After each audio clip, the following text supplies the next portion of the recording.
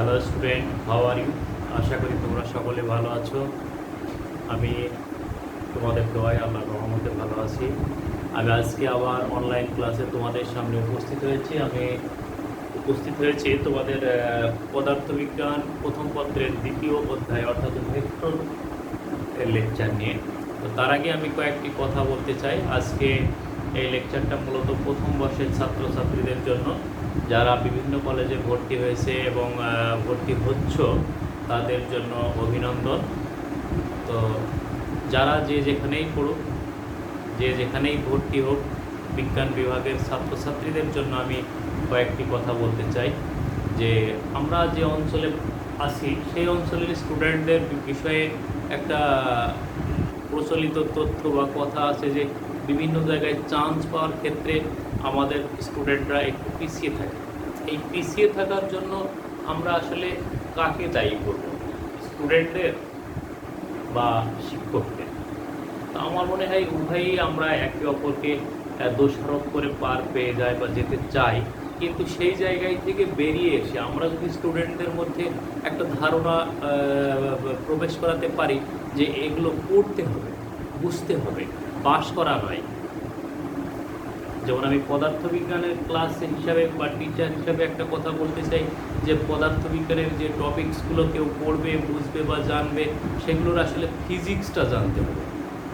যে কোনো টপিক্সের ফিজিক্সটা যদি আমরা বুঝতে পারি তাহলে ওই জিনিসটা আমাদের যে কোনো ধরনের প্রশ্নের জন্য আমরা প্রস্তুত করতে পারবো নিজেকে। তো সেই হিসাবে আমি বলবো যে পদার্থবিজ্ঞানের যে টপিক্সটা তোমরা যেখানে আসো, যে অবস্থাতেই আসো, তারা সেই জিনিসটাকে পড়বে, শিক্ষকের সঙ্গে সেই জিনিসটাকে ভালো করে বুঝে নেবে এবং নিজের মধ্যে আত্মস্থ করবে। আসলে সৃজনশীল পদ্ধতি পড়ার ভিতরে কোনো পদ্ধতি নেই, এটা তো প্রশ্নর একটা ধারাবাহিকতা বা প্রশ্নের একটা ধরন। পড়ানোর ক্ষেত্রে বা পড়ার ক্ষেত্রে যে জিনিসটা আমরা পড়ব, যে জিনিসটা আমরা বুঝবো, সেই জিনিসটাকে যদি আমরা তার ভিতর থেকে পোস্টমর্টেম করে তার মূল তত্ত্বটাকে বুঝে নিতে পারি, তাহলে তখনই আমাদের সেই জিনিসটা বুঝটা সঠিকভাবে বা সেই জিনিসটাকে আমরা সঠিকভাবে উপলব্ধি করতে পারবো। সেই ক্ষেত্রে আমাদের যে কোশ্চেনের যে ধরন, যেটাকে আমরা বলি যে অনুধাবনমূলক কোশ্চেন বা উচ্চতর দক্ষতামূলক প্রশ্ন, এইগুলো আমাদের কাছে আসলে কিছুই না। এটা লেখার ধরন একটা। আমি একটা জিনিস পড়ে কি বুঝলাম বা একটা জিনিসের ফিজিক্স কোনটুকু, সেই ফিজিক্সটা বোঝাটাই হচ্ছে অনুধাবনমূলক প্রশ্ন। এবং সেই ফিজিক্সটাকে আমরা যদি বাস্তবে কোন জায়গায় প্রয়োগ করতে পারবো, সেই সূত্রটাকে কাজে লাগিয়ে তার বাস্তবতা যদি আমরা বাস্তবতার নিরিখে ব্যাখ্যা করতে পারি বা বাস্তবতার ক্ষেত্রে সেটাকে উদাহরণ হিসাবে উপস্থাপন করতে পারি, সেটাই হলো প্রয়োগ। আর এই প্রয়োগটাকেই বলা হচ্ছে উচ্চতর দক্ষতা। সেই ক্ষেত্রে আমি বারবার বলবো যে যখনই কোনো জিনিস বা যখনই কোনো পদার্থবিজ্ঞানের কোনো টপিকস বা আর্টিকেলকে আমরা পড়বো, সেই জিনিসটাকে যেন আমরা তার ভিতর থেকে ফিজিক্সটুকু বের করে নিয়ে এসে বুঝতে পারি। এর জন্য আমরা আমাদের শিক্ষক কোল যারা আছি তাদেরও একটা বিরাট দায়িত্ব বা ভূমিকা থাকবে যে আমরা স্টুডেন্টদের সামনে কোনো অ্যাট্রাকশন করা নয়, তাদেরকে ভিন্নভাবে আকর্ষণ করে নিয়ে এসে ভিন্নভাবে বোঝানো নয়, তাদেরকে যেন আমরা ফিজিক্সটুকু বোঝাতে পারি।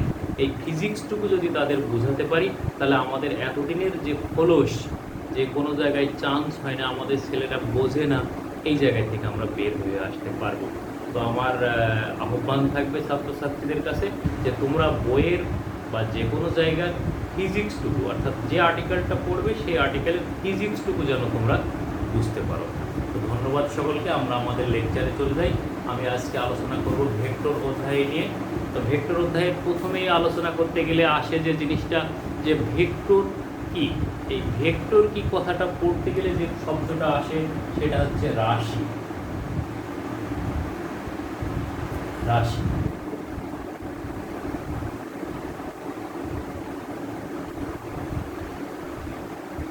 রাশি বা কোয়ান্টিটি। আমাদের একটা জিনিস আরেকটু বলি আমি, যে পদার্থবিজ্ঞানের যে টপিকসগুলো বা যে টার্মগুলো আমরা ব্যবহার করব, স্টুডেন্টদের কাছে আমার আহ্বান থাকবে যে এই টার্মগুলোর ইংরেজি ওয়ার্ডগুলো তোমরা সাথে সাথে মুখস্থ করে নেবে এবং পরবর্তীতে এটা তোমাদের খুব কাজে আসবে। তো কোয়ান্টিটি বা রাশি এটা কি বলছে? পদার্থবিজ্ঞান ঠিক না, মানে মহাবিশ্বের যে সমস্ত বস্তুগুলিকে পরিমাপ করা যায় মহাবিশ্বের যে সমস্ত বস্তুগুলিকে পরিমাপ করা যায় সেই পরিমাপযোগ্য পদার্থগুলিকে বলা হয় রাশি বা কোয়ান্টিটি। রাশি বা কোয়ান্টিটি, এই রাশি বা কোয়ান্টিটি হচ্ছে দুই প্রকারের। এই রাশি একটা হচ্ছে অধিক রাশি আর একটা হচ্ছে দিক রাশি।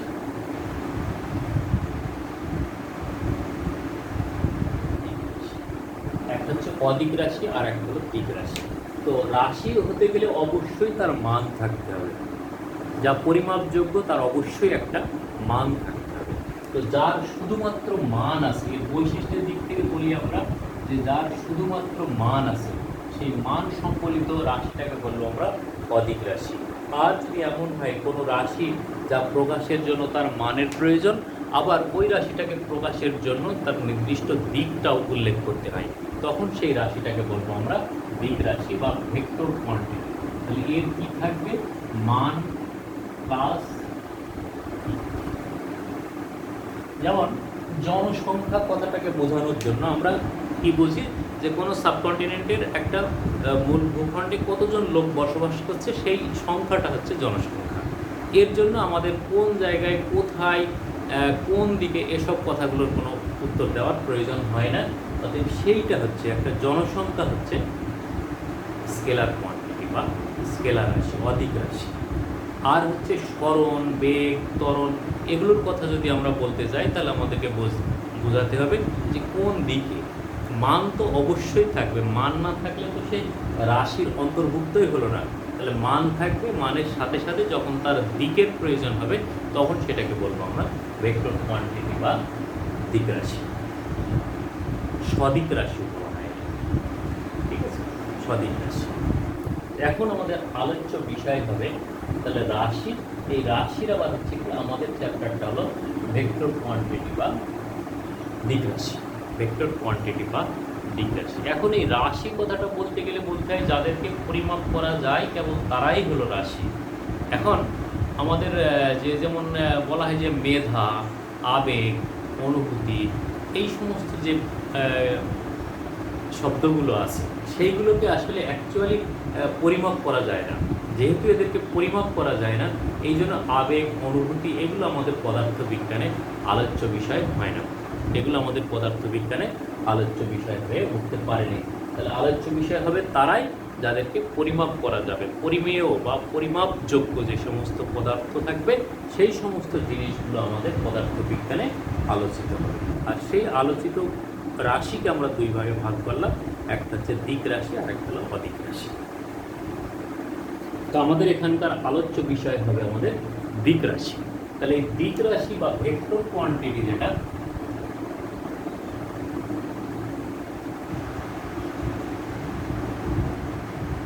এটা বাংলায় ভেক্টর রাশি লেখা হয়, ভেক্টর কোয়ান্টিটি। এইটার কয়েকটা বৈশিষ্ট্য আছে। এক নম্বর বৈশিষ্ট্য হচ্ছে যে একটা ভেক্টরকে যদি আমরা কৌণিকভাবে 2π বা 360 ডিগ্রি ঘোরাই তাহলে সেই ভেক্টরটা একই থেকে যায়। তাহলে আমরা বলতে পারি কোনো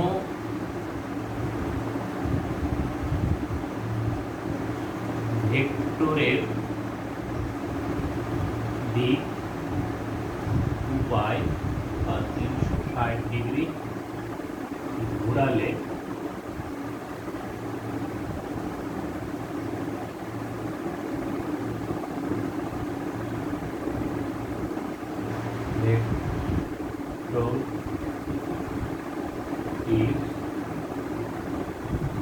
কোনো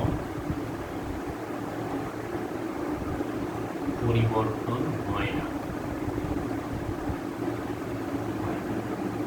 দুই নম্বরে কি বলবো আমরা, এটা হচ্ছে আমাদের ভেক্টরের কয়েকটা বৈশিষ্ট্য। যে বৈশিষ্ট্যগুলো আমরা ভেক্টর অধ্যয়ন করতে গেলে অবশ্যই আমাদের জানা থাকা লাগবে। সেই জন্য আমরা কয়েকটা বৈশিষ্ট্য এখানে উপস্থাপন করার চেষ্টা করছি।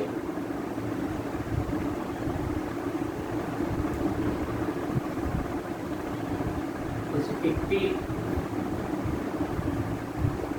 ভেক্টরকে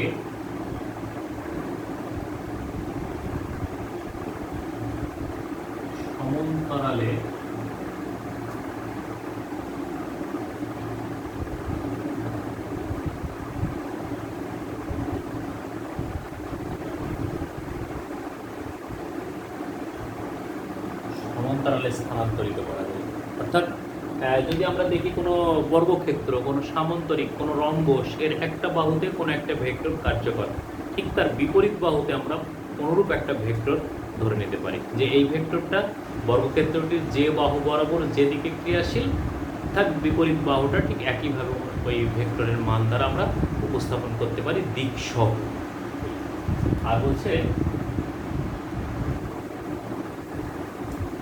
যখন দুটি ভেক্টর, এটা শব্দটা আমরা ইংরেজিতে যদি লিখি টেল টু টেল যুক্ত হয় তখন তাদের মধ্যবর্তী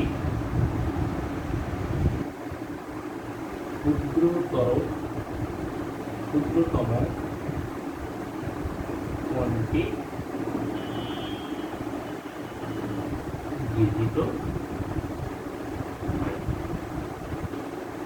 যখন দুটি ভেক্টর টেল জয়েন করে তখন তাদের মধ্যে যে ক্ষুদ্রতম কোণ সেই কোণটা আমরা হচ্ছে বিবেচনা করব। এক্ষেত্রে আমরা বলবো যে এইরকম দুইটা ভেক্টর, এটা ও বিন্দু, এটা হলো পি ভেক্টর, এটা হলো কিউ ভেক্টর। তাহলে আমরা এই কোণটা নেব, এই কোণটা আমরা নেব, বাট নট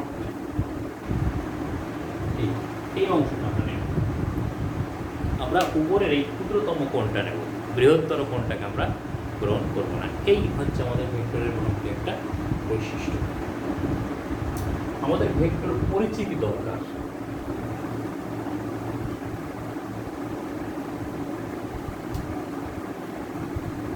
তো ভেক্টর পরিচিতি দেখতে গেলে প্রথমে হচ্ছে আমাদের দেখতে হবে যে ভেক্টরের প্রকাশ কিভাবে করা যায়।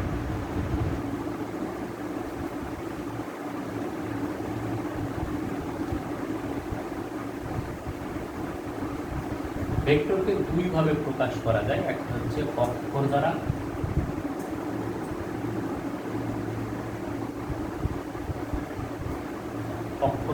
অক্ষর দ্বারা ভেক্টরকে কোন একটা ভেক্টরকে এরকম বোল্ড করে লিখে প্রকাশ করা যায়। একটা অক্ষর যদি এরকম বোল্ড করে লিখি আমরা তাহলে ভেক্টরের প্রকাশ করা যায়। কোন একটা অক্ষরের নিচে আন্ডারলাইন দিয়ে আমরা ভেক্টরের প্রকাশ করতে পারি।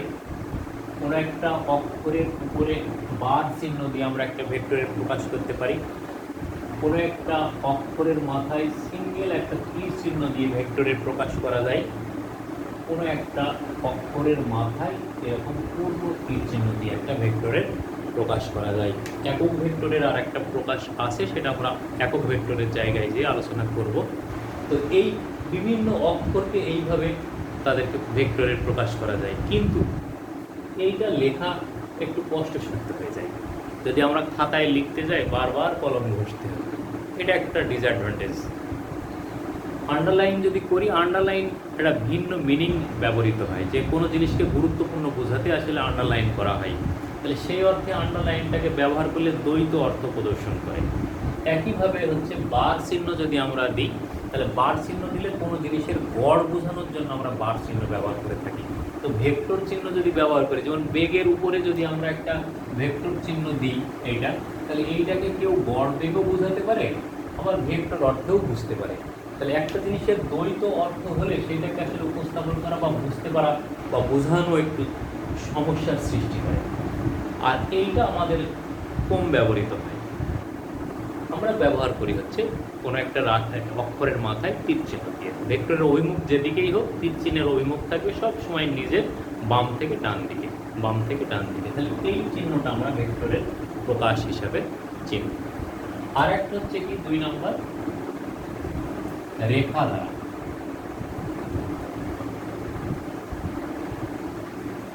রেখা বলছে কোন একটা রেখার মাথায় একটা তীর চিহ্ন দিয়ে আমরা ভেক্টরের প্রকাশ করতে পারি।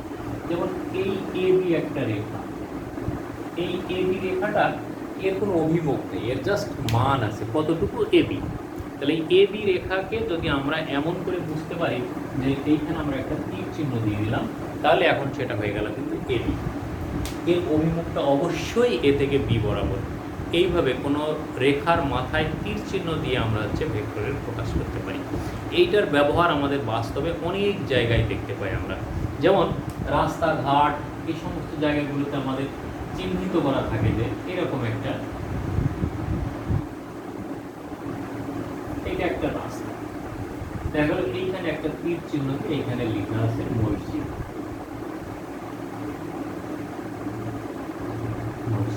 তার মানে বোঝা যাচ্ছে যে এখান থেকে যে আমার বাম দিকে ঘুরলেই মসজিদটা পাওয়া যাবে। তাহলে এই ধরনের তীর চিহ্ন কিন্তু আমরা অনেক জায়গায় দেখতে পাই। যেমন অনেক জায়গায় গ্লাস ডোর থাকে, যেগুলো ওই গ্লাস ডোরগুলোতে একটা তীর চিহ্ন দেওয়া থাকে, তার মানে এই দিকে টানুন অথবা এই দিকে ঠেলুন। তাহলে এই তীর চিহ্নটা না দিয়ে যদি শুধু লাল স্টিকার মারা থাকতো তাহলে আমাদের সেটা মিনিংলেস হতো। যখন এই তীর চিহ্নটা দেওয়া আছে তখন বোঝা যাচ্ছে যে এখান থেকে এই দিকে, এই দিকে বোঝানোটাই হচ্ছে ভেক্টর। এটা আমরা বহু জায়গায় দেখে থাকি। এই জায়গায় কলেজ, এখানে রাস্তা, এখানে মসজিদ, এখানে মাদ্রাসা, এখানে ডিসি অফিস, এখানে এসপি অফিস, এইভাবে করে তীর চিহ্ন দিয়ে দিয়ে আমরা এগুলো বুঝি থাকি। তাহলে এই তীর চিহ্ন দিলে আমরা যেটা বুঝবো সেটা হচ্ছে সেটা একটা ভেক্টর কোয়ান্টিটি বা ভেক্টর রাশি। রেখা দ্বারা যখন আমরা ভেক্টর রাশিকে প্রকাশ করব তখন তার দুইটা বিন্দু পাওয়া যাবে, একটা হচ্ছে শুরু বিন্দু আর একটা হচ্ছে শেষ বিন্দু। এই শুরু বিন্দুটাকে আমরা বলবো সূচনা বিন্দু বা পাদবিন্দু, আর এইটা হবে আমাদের শীর্ষ বিন্দু। এদের অনেক প্রতিশব্দ আছে। পাদবিন্দুর প্রতিশব্দ সূচনা বিন্দু, প্রারম্ভ বিন্দু বলা যায় এগুলো। শীর্ষ বিন্দু যেটা, সেটা ক্রিয়া বিন্দু, প্রান্ত বিন্দু, শেষ বিন্দু, এই সমস্ত শব্দ দ্বারা আমরা, সমার্থক শব্দ দ্বারা উপস্থাপন করতে পারি। এইভাবে আমরা ভেক্টরের প্রকাশ করতে পারি। এখন আসছে আমাদের হলো ভেক্টরের প্রকারভেদ।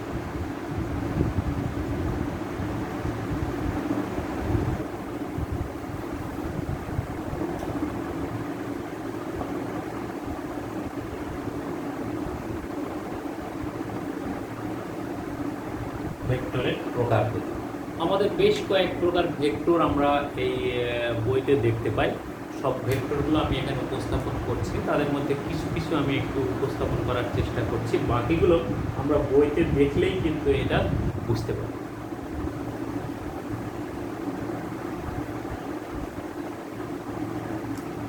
তো যখন কোনো ভেক্টরকে তুলনা করব, আমরা একটার সাথে আরেকটা তুলনা করে প্রকাশ করব, সেই ভেক্টর দুটো কিন্তু সেম ভেক্টর। সেম ভেক্টর বলতে কি, যে বেগ হলে বেগই হতে, বেগের সাথে বেগের তুলনা করা যায়, বেগের সঙ্গে বেগের তুলনা করা যায়, তাদের ইউনিট সেম হতে হবে, তখন সেই দুইটা ভেক্টরকে আমরা তুলনা করতে পারি। যেমন এখানে আমাদের বইয়ের প্রথম দিকে যেমন আমরা দেখতে পাই যে সমান ভেক্টর, নেগেটিভ ভেক্টর, এই সমস্ত ভেক্টরগুলো কেমন, যে সমস্ত ভেক্টরগুলো একই জাতীয় ভেক্টর, মান সমান, একই দিকে ক্রিয়াশীল, সেগুলো হচ্ছে সমান ভেক্টর। মান সমান, একই জাতীয় ভেক্টর কিন্তু বিপরীত অভিমুখে ক্রিয়াশীল, এগুলো নেগেটিভ ভেক্টর। এই জাতীয় কিছু ভেক্টর আমার মনে হয় তোমরা পড়লে বুঝতে পারবা। তো আমি কয়েকটা ভেক্টর এখানে আলোচনা করি, যেমন নাল ভেক্টর।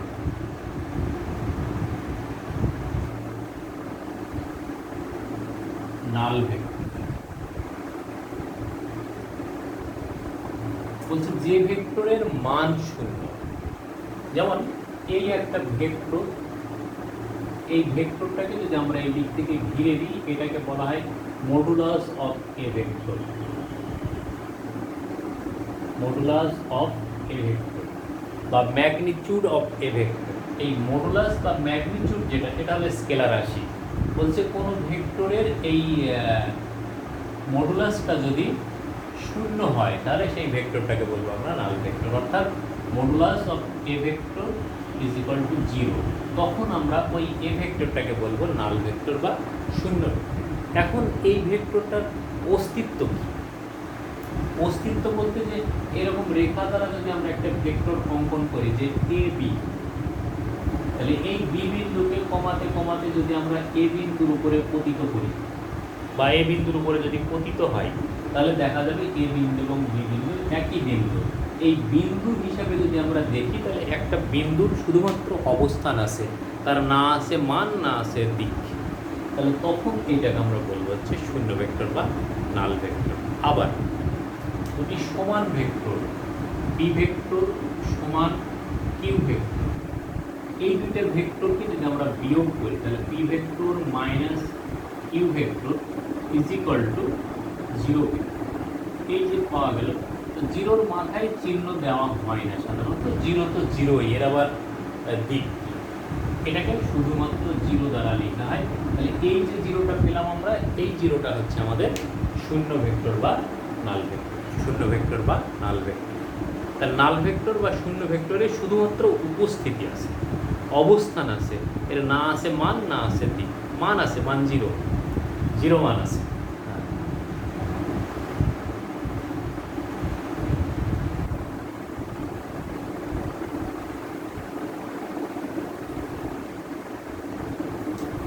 একক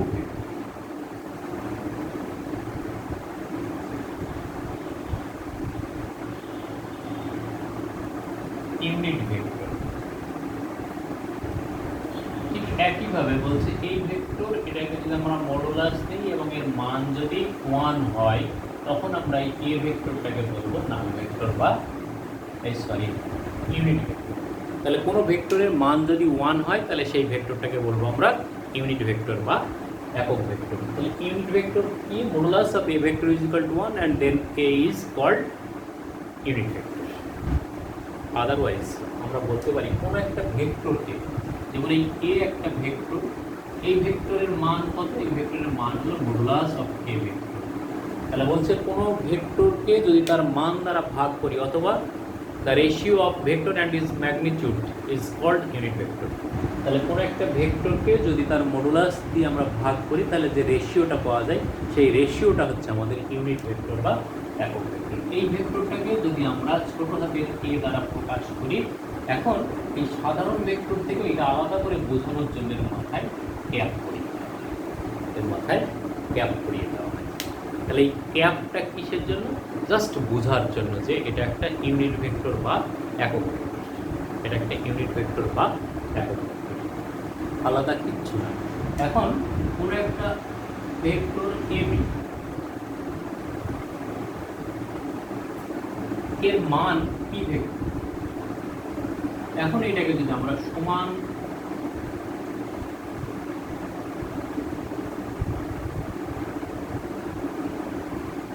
এটা হচ্ছে 1 2 3 4 5 সমান 5টা ভাগে বিভক্ত করলাম এবং প্রত্যেকটা ভাগের মান হচ্ছে a cap a cap a cap a cap. তাহলে 5টা সমান সমান ভাগে ভাগ করলাম। তাহলে এই 5টা সমান ভাগ যেটা পেলাম আমরা, তাহলে যদি বলি আমরা 5a, এইটাকে যদি আমরা যোগ করি, অর্থাৎ যদি এমন হতো a plus a plus a plus a plus a তাহলে 5a, এটা ইজ ইকুয়াল টু কত হবে? p vector. তাহলে p ভেক্টর হলো ভেক্টরের পূর্ণ মান আর 5 হলো ওই ভেক্টরের মান। p ভেক্টরের মান হলো 5, ওই যে 5 একক। তাহলে এখন আমরা বলতে পারি a vector is equal to বা modulus of a vector is equal to p vector ভাগ 5। 5 কি? 5 is the modulus of p vector। তার মানে কোনো ভেক্টরকে তার মান দ্বারা ভাগ করলে আমরা সেই ভেক্টরটা পেতে পারি। এটা গেল আমাদের একক ভেক্টর। আরেকটা আছে হলো আমাদের অবস্থান।